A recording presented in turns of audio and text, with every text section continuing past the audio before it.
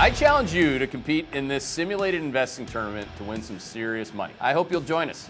I'll be coaching you every step of the way. Just wanted to hit briefly on the mortgage trends. So we got MBA numbers this morning that confirm the ongoing decline in activity. So week over week, down another 0.6%, but brings the early September read from an index standpoint down to 198. For comparison, in January, the index was at 300. So versus that, January level, activity on the purchase side, forget refi, is down by 34%. So you've wiped out a third of mortgage purchase activity.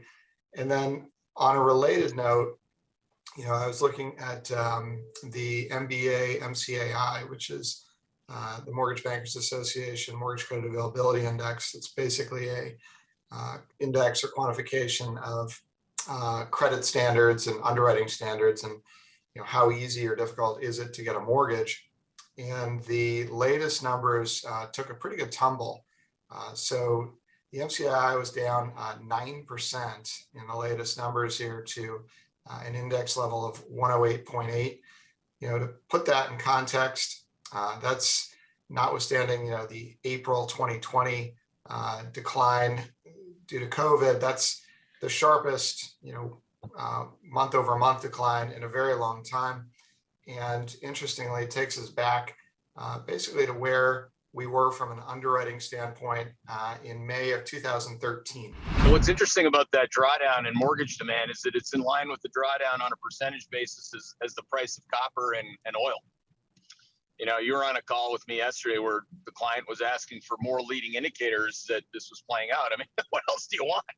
Mortgage demand, oil, copper. Like, it's certainly not going to be a chart of bitumen or thrombosis data analytics. I mean, those are huge things in macro. I mean, they're some of the biggest things.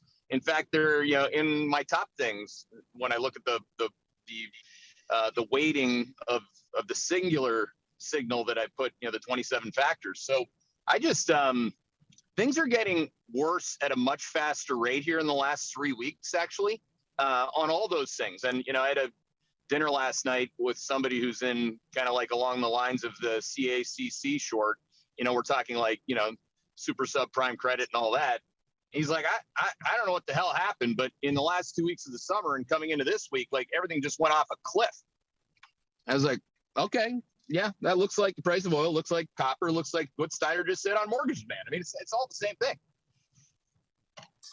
Yep. Yeah. And, obviously this is exactly, remember that this isn't just happening randomly.